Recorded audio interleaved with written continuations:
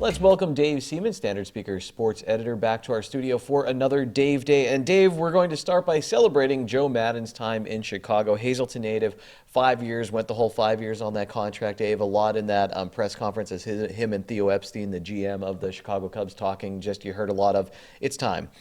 Joe Maddon saying, change is good, so ready to move on, both the club and the manager.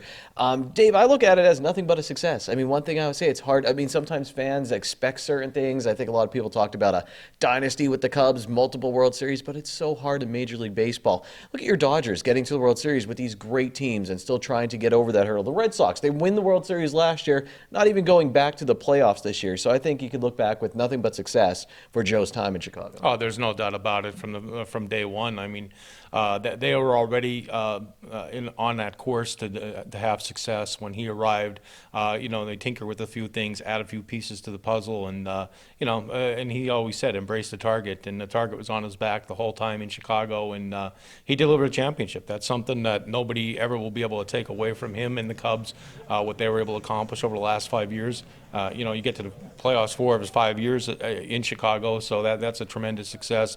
You mentioned how hard it is to get to the playoffs and then to have success in the playoffs and ultimately win the World Series in 2016. Something he'll cherish for all time, and his family will cherish for all time, and fans of the Cubs certainly will too.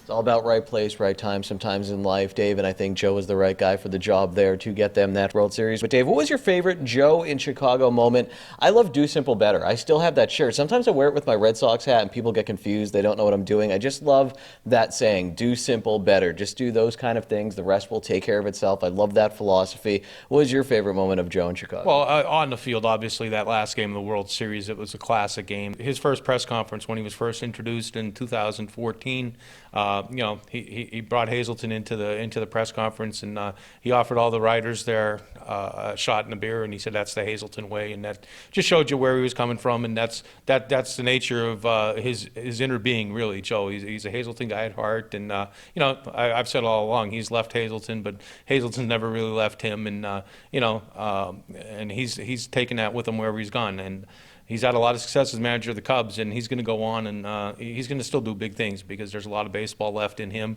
Not in Chicago, but we'll see where that lands. All right, Dave, let's concentrate locally right now. The Hazleton area golf teams, Dave, let's start with the girls. They win another District 2 championship. A lot of golf for them. They had a pre-district tournament, the individual tournament, then they had to go and play for a district championship. They captured their second straight. Marin Dremock, Isabel Ritz, Grace Babinchak will be at the individual championships. Sometimes it's hard. Speaking of embracing the target, there was a team coming in the season a lot of people were talking about. They've had the success and they've lived up to the hype as they'll try to get back into the state tournament as a team. Yeah, I mean, they've established themselves last year as a young program. When you talk about other programs in the district have had girls golf teams a lot longer than they have. They're the ones that wanted to have a golf team. They're the ones that went to athletic director Fred Barletta and said, "Hey, let's put a team together." And it's not easy because it's only a handful of girls. They have to, I believe that arrange for their transportation. It's a lot of tournaments, like you said. They win that district team tournament less than 24 hours after they're competing as individuals. So to go out and play 18 holes, it sounds like a lot of fun to go out and play golf and then come back and play golf the next day. But if anybody's golfed, that's not an easy task. When the pressure's on like that, too. It's not like, I'm just going to go enjoy a round and have a club sandwich. Yeah, they had some pressure. Exactly right. And, as individuals, they've established themselves. And, as a team, too, they're all enjoyable young ladies, too. They handle themselves well and they represent the school well, and you wish them nothing but the best. And the Hazleton area boys, they finished second in the Wyoming Valley Conference to a very, very good Dallas team. They will have Joey Rabarchik, Brian Bartle, and Jonathan Joseph at the district individual tournament taking place early this week. So for results, make sure you're reading the Standard Speaker. Dave, let's talk college football very quick to end. So Penn State, they get a big in the way of points too. Big victory over Maryland on the road Friday night to open up Big Ten play. Dave, we talked about this. I wanted to ask you, is this a sign of what's to come for Penn State, maturing a little bit, maybe getting more consistent, or will it still be up and down with this young team? You said you think they're starting to find a mix. You even noted, hey, in the beginning of the year against Pitt, against some of the other non-conference teams, they really were rotating in and out a lot of players, maybe trying to find the right mix, get some guys experience. So now maybe they're putting it all together? Yeah, I mean, they certainly showed that. They certainly took advantage of the bye week. They exploited Maryland's weaknesses, for all the skill Maryland has on the outside and in the backfield. they're a little bit weak up front on the offensive line, and that's been especially depleted with injuries.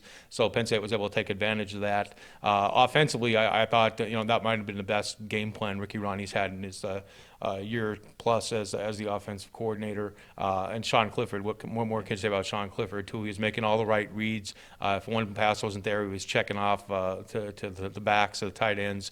And, he's going to continue to grow. Well, Dave, we always appreciate your insights, and you could read Dave's work in the Standard Speaker and at standardspeaker.com, and make sure you're also looking out for that Good Sports podcast with Dave and Ken. I'm Ken Kara. Thanks for watching right now.